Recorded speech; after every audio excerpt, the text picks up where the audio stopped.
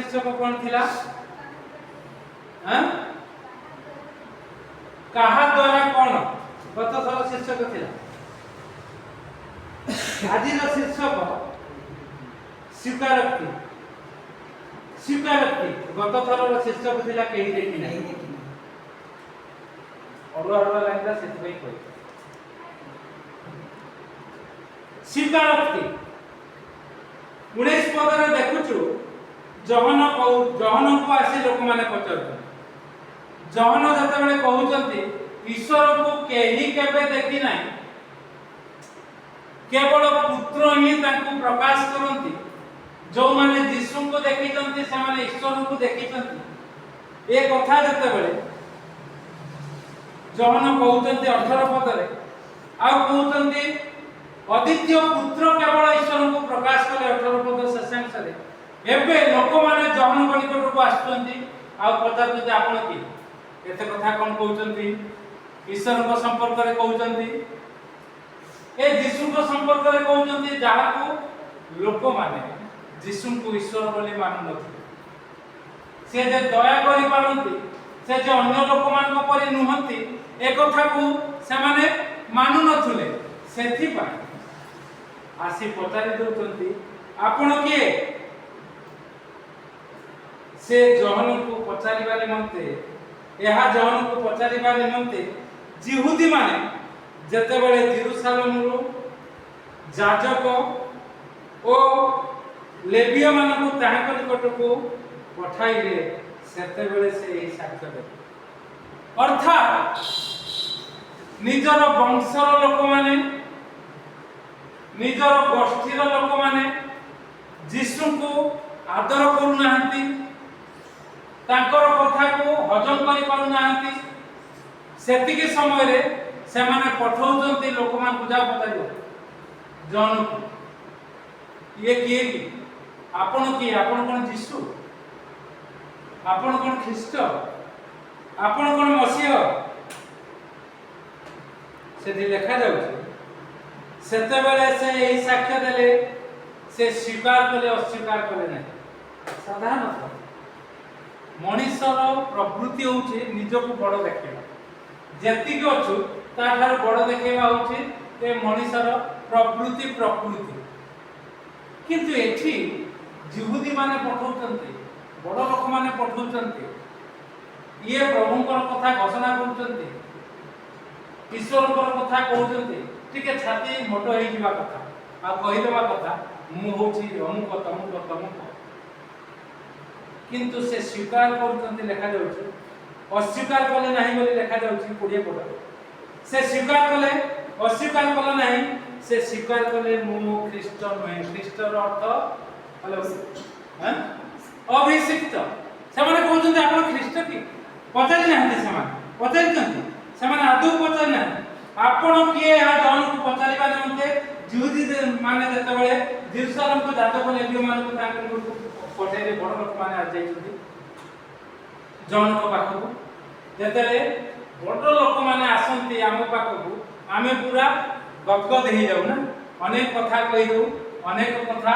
भाबी दउ अनेक कथा चिंता करि दउ मात्र जन को जदि मु ख्रीष्ट न अर्थात जे तांकठु सान बयस रे किंतु तांको प्रकाश करचंती ए ईश्वर को ये स्वयं ईश्वर स्वर्ग रु पृथ्वी को आसीले ईश्वर को जगत रे केही देखि नाही केवल यीशु ताको प्रकाश करंती जे यीशु को देखिछि से ईश्वर को देखिछि से आगे वाक्य थिले वाक्य रूप रे थिले ईश्वर को संग रे थिले आ से ही ईश्वर थिले एक पर्व एक पद रे लिखा जाउछि जहन एक पर्व एक पद आदे रे वाक्य थिले तापरे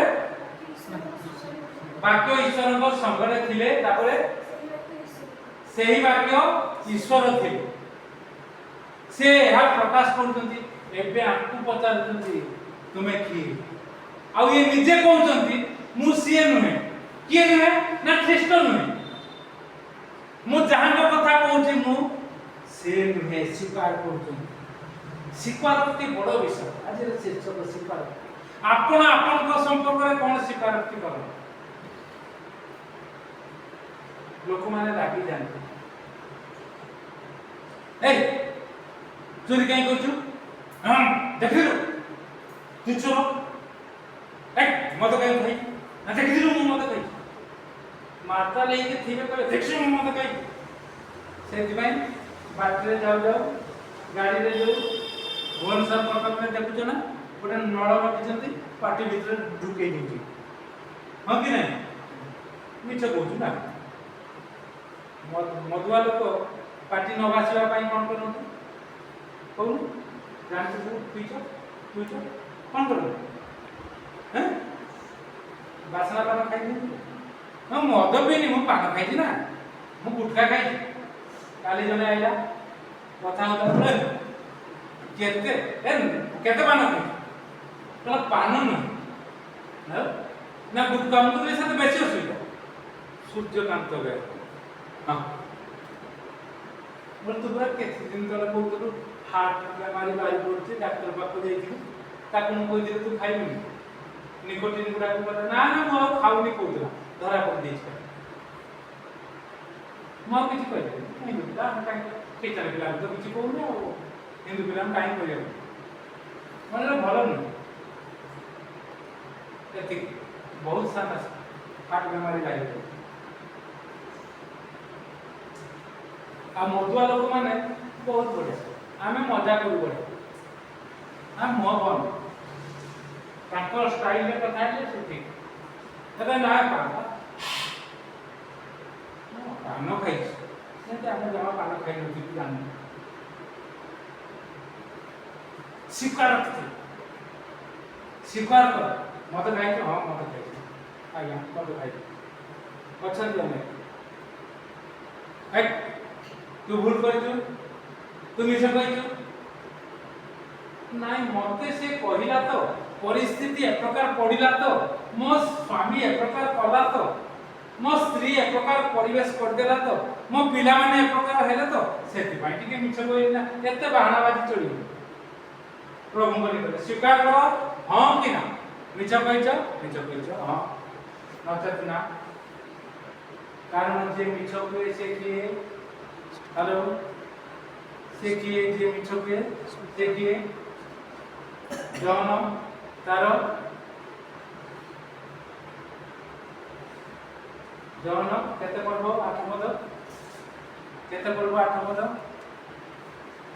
जौन पुस्तक जे मिछ किए से की बारिबो 14 की जौन 14 8 अछि देखिलो कोन लिखा जाउछ स्वीकार करबा दरकार आउ जदि आपण भूल स्वीकार करिवे आपण जदि भूल स्वीकार करिवे ताहाले आपण मिछुआ हे जे आपणकर बापा शैतान हे जे तेन करी आमे अधिक सचेतन हवा जागृत हो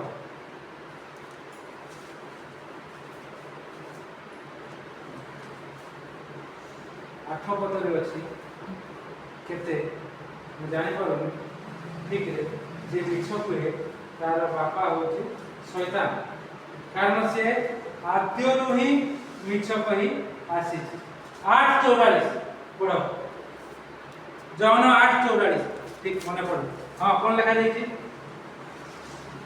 आउ समानक मध्यरु हां से आते नरभात को से सत्य रहे नहीं कारण ताहा कथारे सत्य नहीं सेतेबेले से मिथ्या होए सेतेबेले से मिथ्या होए कारण से मिथ्यावादी मिछ कहूछ जोटा कहछ ताको ढाकी दउछ जोटा तमे नुह लोक माने जतबेले तुम पाख को पळे आछंती तुमे स्वीकार करछ मो पर एमते काम कर दी तुम्हारे पिता होते शैतान जौन 8:44 रो शेषांश रे हम देख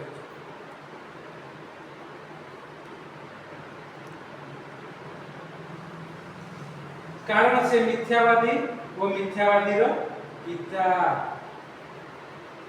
जदि तार कामना साधन करबा तुमकर इच्छा तुम्हें शैतान थारो कोन सीधा सड़क स्वीकार ଆମକୁ ସଠିକ ସ୍ୱୀକାରୋକ୍ତି ଜଗତ ଆଗରେ କରିବାକୁ ହବ ଦେଲେ ଜଗତ ବୁଝିବ ଏମାନେ ଯୀଶୁଙ୍କର। ଟିକେ ସେ ଜହନ ପୁସ୍ତକ 18 ପର୍ବ ବାହାର କରିବା ତାର 37 ପଦ ପଢ। ପ୍ରଭୁ ଯୀଶୁ କହିଲେ କଣ କହିଲେ?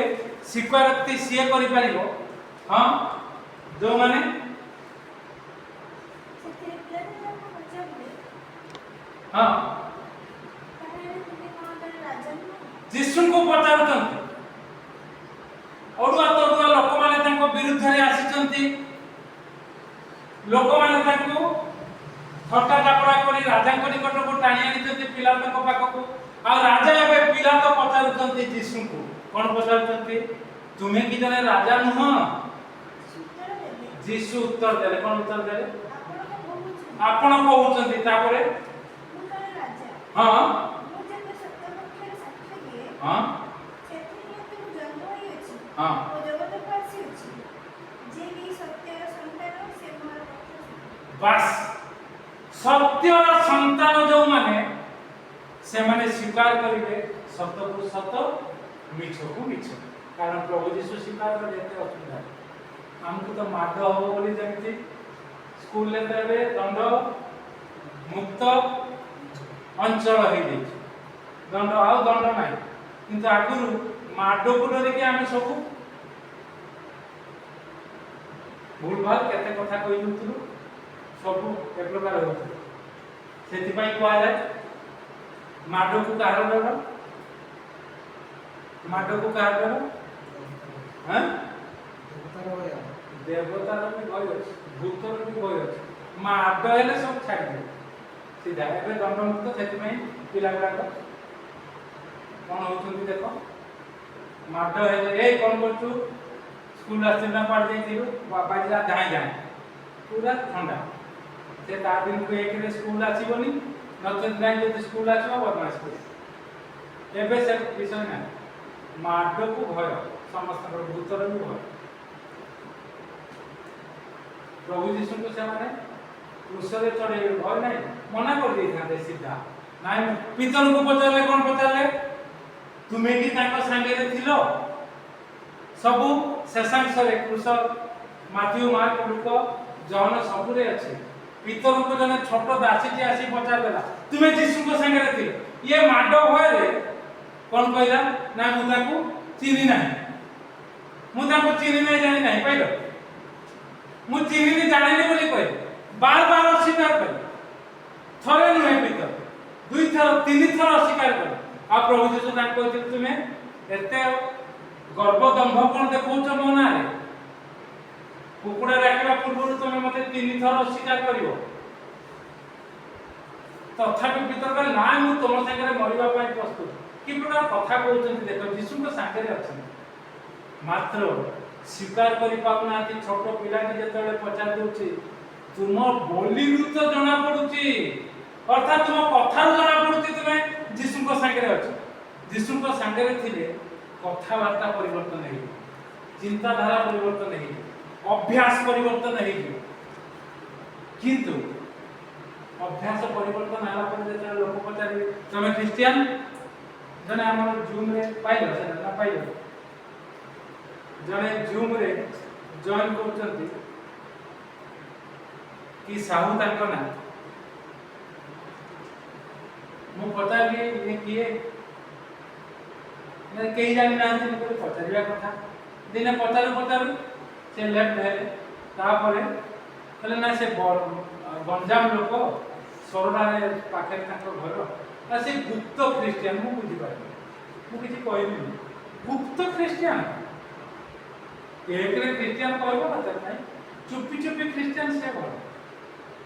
ଆଉ ସେଠି ମୁଁ ତାଙ୍କୁ କହିଦେଲି, ମୁଁ କହିଲି ଯେଉଁମାନେ ନିକର୍ମା ଅକର୍ମା କାମ କରନ୍ତି ନାହିଁ ସେଇମାନେ ଗୁପ୍ତ ହେଇକି ରହନ୍ତି। ଆରେ କାମ ତ କରିବ, ଜଏନ୍ ତ କରୁଛ, ଲୋକଙ୍କୁ ଦେଖିବା ଯିବ, କଥା କହିବ, ହଁ ମୁଁ ଖ୍ରୀଷ୍ଟିଆନ ବୋଲି କହିବ। ମୁଁ ଯାଉଛି ଚର୍ଚ୍ଚ ଯାଉଛି ବୋଲି କହିବ, କ'ଣ କରିବି? ତାଙ୍କୁ କ'ଣ କରିବି? ନହେଲେ ଟିକେ ଥଣ୍ଡା ଟାପରା କରିବି। ଯୀଶୁଙ୍କ ମୁହଁରେ ତ ଛପ ପକେଇଦେଲେ, ନହେଲେ ତମ ମୁହଁକୁ ପକେଇଦେଲେ, କ'ଣ ହେଲା? କାମ ମିଳିବନି, ପ୍ରଭୁ କାମ ଦେବେ। ସ୍ୱୀକାର କୋଉଠି ପାଇଲେ ବୋଧେ କ'ଣ ଲେଖାଯାଉଛି? ଇତିମଧ୍ୟରେ ସିମୋନ ପେତ୍ର ଠିଆ ହୋଇ ନିଆଁ ପୋଛିଲେ। ହଁ ସେଥିରେ ସେମାନେ ତାଙ୍କୁ ପଚାରିଲେ, ତୁମେ ମଧ୍ୟ କ'ଣ ତାହାଙ୍କ ଶିଷ୍ୟମାନଙ୍କ ମଧ୍ୟରୁ ଜଣେ ନୁହଁ? ହଁ ସେ ଅସ୍ୱୀକାର କରି କହିଲେ, ମୁଁ ନୁହେଁ। ତାପରେ ତୁମ ବଲିରୁ ଜଣା ପଡୁଛି ବୋଲି ଲେଖା ହେଇଛି। ସେ ଚାହିଁବେ ଅସ୍ୱୀକାର କଲେ। ଆସୁ ପ୍ରିୟ ମାନେ ଆଜି ସ୍ୱୀକାର କରିବା ଆମେ କିଏ, ମୁଁ କିଏ ତାକୁ ସ୍ୱୀକାର କରିବା। ଯଦି ମୁଁ ଭୁଲ କରୁଛି ତାକୁ ବି ସ୍ୱୀକାର କରିବା। ପ୍ରଭୁଙ୍କ ଲୋକ, ପ୍ରଭୁ ସେ ଭୁଲକୁ ଛଡ଼େଇ ଦେବେ। ବ୍ୟକ୍ତିଗତ ଭାବରେ ଯଦି ମୁଁ ଭୁଲ କରୁଛି ସ୍ୱୀକାର କରିବା, କ'ଣ କରୁଛି ସେଇଟା ହେଉଛି ସାକ୍ଷ୍ୟ। ସେଇଟା ଆମେ କହୁ ଆମର ପ୍ରତିଦିନର ସାକ୍ଷ୍ୟ ରହିଛି। ସେଇଟା ହବ ସାକ୍ଷ୍ୟ ଲୋକମାନଙ୍କ ନିକଟରେ। ଆଜିର ଲୋକମାନେ ଜାଣିବେ ଯେ ମୁଁ କ'ଣ, ମୁଁ ଥିଲି ଏଇଆ, ମୁଁ ହେଲି ଏଇଆ ଯୀଶୁଙ୍କ ପାଇଁ, ଯୀଶୁଙ୍କ ନାମରେ, ଯୀଶୁଙ୍କ ଆଶୀର୍ବାଦ। ଆଉ ଲୋକମାନଙ୍କ ନିକଟରେ ଯଦି ଆପଣ ସାକ୍ଷ୍ୟ ଦେବେ, ପ୍ରଭୁ ଆପଣଙ୍କୁ ଆଶୀର୍ବାଦ ଦେବେ। ଆମେ ସେ କଥା କହୁଛୁ, ଆମର ବହି ପଢ଼ିଲେ ଜାଣିବ। ଆମେ ତ ଏଠି ଆଉ ବେଶୀ କହିପାରୁନୁ ସେ କଥା ଗୁଡ଼ା, ଲେଖି ଦେଇଛୁ ପୁରା ସର୍ବସାଧାରଣ ଛାଡ଼ି ଥିଲି ଏଇଆ, ହେଲି ଏଇଆ। ପ୍ରଭୁ ଆପଣଙ୍କୁ ମୋତେ ଅନୁଗ୍ରହ ଆଶୀର୍ବାଦ କରନ୍ତୁ। ଜହନ ସେ ପ୍ରକାର ସ୍ୱୀକାର କଲେ, ମୁଁ ଖ୍ରୀଷ୍ଟ ନୁହେଁ, ମୁଁ ଜଣେ ସାଧାରଣ ଲୋକ। ଆର୍ଥକୁ ଦେଖିବା ସେ କ'ଣ କହୁଛନ୍ତି ତାଙ୍କ ସମ୍ପର୍କ। ମୁଁ ସାଧାରଣ ଲୋକ, ମୁଁ ଖାଲି ଚିତ୍କାର କରି କହୁଛି ଇଏ ହେଉଛନ୍ତି ଅଦ୍ୱିତୀୟ ପୁତ୍ର। ଯିଏ ଆଙ୍କୁ ଦେଖିବ ସେ ଈଶ୍ୱରଙ୍କୁ ଦେଖିବ। ଈଶ୍ୱରଙ୍କୁ କେହି କେବେ ଦେଖି ନାହିଁ ଏ ଜଗତରେ। ତାଙ୍କର ଅଦ୍ୱିତୀୟ ପୁତ୍ର ପ୍ରକାଶ କରିଛନ୍ତି। ମୁଁ ସେଇ ରବ କରୁଥିବା ଜଣେ ବ୍ୟକ୍ତି। ପ୍ରଭୁ ଆପଣଙ୍କୁ ମୋତେ ଅନୁଗ୍ରହ ଆଶୀର୍ବାଦ କରନ୍ତୁ। ଆସୁ ଆମେ ମଧ୍ୟ ସ୍ୱୀକାର କରୁ ଲୋକମାନଙ୍କ ନିକଟରେ, ଯୀଶୁଙ୍କ ପାଇଁ ମୁଁ ଏତିକି ହେଇଛି, ଏତିକି କହୁଛି, ଏତିକି କରୁଛି, ଆଉ ଭୁଲ ମଧ୍ୟ ଅଛି। ଯୀଶୁଙ୍କ ପାଇଁ ଛାଡ଼ିବା ପାଇଁ ମୁଁ ପ୍ରସ୍ତୁତ ଅଛି। ମୋର ସେ ପରମେଶ୍ୱରଙ୍କ ଯୋଜନା ବହିରେ ମୁଁ ଲେଖିଛି ଯେ ଆହୁରି ଅନେକ ବିଷୟ ମୁଁ ଚେଷ୍ଟା କରୁଛି ଛାଡ଼ିବା ପାଇଁ। ଆଉ ଅନେକ ରୋଗ ଅଛି, ଯେଉଁ ରୋଗ ଗୁଡ଼ିକ ଭଲ ହେଇନାହିଁ, ତା ଭଲ ହବା ପାଇଁ ମୁଁ ପ୍ରାର୍ଥନା କରୁଛି। କେବେ ଲେଖିଥିଲି? 26 ବର୍ଷ ତଳେ ଲେଖିଥିଲି। ଏବେ ସେ ରୋଗ ଗୁଡ଼ାକ ଅଛି, କିନ୍ତୁ ମୁଁ ସୁସ୍ଥ, ସତେଜ। 26 ବର୍ଷ ତଳେ ସେଠି ସାକ୍ଷ୍ୟ ଦିଆହେଇଛି। ଏବେ ସେ ବହି ପଢ଼ିଲେ ଜଣେ ଜାଣିବ ଯେ ତାର ବୟସ କେତେ ଥିଲା, ଏବେ କେତେ। ଯଦି ଦେଖିବ ମୋତେ, ଯଦି ମୁଁ ନ କହୁଥିବି ଜାଣିବ କେମିତି? କିଏ ସେ ଲେଖିଛି, କିଏ ଲୋକ, କିଏ ହୃଦୟରଞ୍ଜନ ନାମ, କିଏ ଏଟା କିଏ ଜାଣିପାରିବେ। ଆସୁ ଆମେ ସ୍ୱୀକାର କରୁ ବାହାର ଲୋକମାନଙ୍କ ନିକଟରେ। ଆଉ ଲୋକମାନେ ପଚାରିବେ ଆସିକି, ତମେ କି ଖ୍ରୀଷ୍ଟିଆନ? ହଁ ଖ୍ରୀଷ୍ଟିଆନ। ତମେ କି ମଧୁଆ? ହଁ ମଧୁଆ, ଯଦି ମଦ ପିଉଛ। ତମେ କି ବ୍ୟଭିଚାରୀ? ହଁ ବ୍ୟଭିଚାରୀ, ଯଦି ବ୍ୟଭିଚାର କରୁଥିବ। ତମେ କି ମିଛୁଆ? ହଁ ମିଛୁଆ, ଯଦି ମିଛ କହୁଥିବ। ତେବେ ପ୍ରଭୁ ଆପଣଙ୍କୁ ଆଶୀର୍ବାଦ କରିବେ, ଅନୁଗ୍ରହ କରିବେ। ଆଉ ଆପଣମାନଙ୍କୁ ଅନ୍ତର କଥା କହିବ, ଭାଙ୍ଗିଯିବ ଯେ ପ୍ରଭୁ ପଚାରିଲା, ମୁଁ ସତ କଥା କହିଲି, ମୋତେ ଏଇ ବିଷୟରୁ ମୋତେ ମୁକ୍ତ କରିଦିଅ। ଯାହା ଭୁଲ କରୁଛି, ବ୍ୟଭିଚାର କରୁଛି, ମିଛ କହୁଛି, ଲୋଭ କରୁଛି, ଏଇଟାରୁ ମୋତେ ମୁକ୍ତ କରିଦିଅ, ଯଦ୍ୱାରା ମୁଁ ଆଉ ଥରେ ସାକ୍ଷ୍ୟ ଦେବି। ଆଉ ଆପଣମାନେ ଯେତେବେଳେ ସେଇଟା ଆମେ ଦେଇଛୁ, କି ପ୍ରକାର ମୋର ଜୀବନ ଥିଲା, କି ପ୍ରକାର ମୋର ଅଭ୍ୟାସ ଥିଲା, କି ପ୍ରକାର ମୁଁ ସବୁ କରୁଥିଲି। ମୋ ସ୍ତ୍ରୀ କହିଲା ଏଗୁଡ଼ାକ ଆଗେ ସେ ବହି ଲେଖିବା ପୂର୍ବରୁ ସ୍ତ୍ରୀକୁ ଦେଲି, ମାଆକୁ ଦେଲି ପଢ଼ିବା ପାଇଁ। କହିଲେ ଏଗୁଡ଼ା କ'ଣ ଆଡ଼ଭାର୍ଟାଇଜ୍ କରୁଛନ୍ତି, ଖରାପ କାମ କଲା। କହିଲେ ମୁଁ କହିଲି ଆଗେ ଘର ଲୋକ ପଢ଼ନ୍ତୁ। ସ୍ତ୍ରୀ ମାଆ କଥା ହେଇଗଲେ ସେତେବେଳେ 26 ବର୍ଷ ତଳ କଥା। ନାଇଁ ସିଏ ତା ଜୀବନରେ ତା ହେଇଛି, ସେ ତା ଲେଖୁଛି। ଆଉ ଆମେ ଆଉ କ'ଣ କହିବା? ଆମ କଥା କ'ଣ ଶୁଣିବ? ଶୁଣିବି ତ ନାହିଁ, ଆଉ ଶୁଣିବ ସେଗୁଡ଼ା ଲେଖା ହେଇଯାଏ। ଯିଏ ଖତରା ଲୋକ ପଢ଼ିବ, ହେ ଏ ଲୋକଟା ପାଖକୁ କିଏ ଯିବ, ଏତେ ବଦମାସଟା ବୋଲି କହିବେ। କିନ୍ତୁ ପ୍ରଭୁ ଯାହାକୁ କଥା କହିବେ, ଖତରା ଲୋକ, ସେ ପରିବର୍ତ୍ତନ ହେଇଥିବ। ଆରେ ଏ ଲୋକ ଯଦି ଏ ପ୍ରକାର ଏବେ ଚାଲିଚଳନି, ତାର ପ୍ରକୃତ ଜୀବନ ମୁଁ ସେଠି 16 ବର୍ଷରୁ ଆରମ୍ଭ କରିଛି ମୋର ବଦମାସ। କ'ଣ ହେଇଛି 25 ବର୍ଷ ଯାଏ, 28 ବର୍ଷ ଯାଏ ସବୁ ଲେଖିଛି, 30 ବର୍ଷ। ପ୍ରଭୁ ଅନୁଗ୍ରହ ଆଶୀର୍ବାଦ କରନ୍ତୁ। ଆସୁ ଆମେ ଏ ପ୍ରକାର ସ୍ୱୀକାର କରୁ। ଯଦି ସ୍ୱୀକାର କରିବା, ପ୍ରଭୁ ତାଙ୍କର ବାକ୍ୟକୁ ଅନ୍ୟମାନଙ୍କ ନିକଟରେ ସ୍ୱୀକାର କରିବା ପାଇଁ ସାହାଯ୍ୟ କରିବେ। ପ୍ରଭୁ ଏଇ ଚିନ୍ତାରେ ଆମକୁ ଆଶୀର୍ବାଦ କରନ୍ତୁ। ଆମେ ସମସ୍ତେ ଠିଆ ହେବା।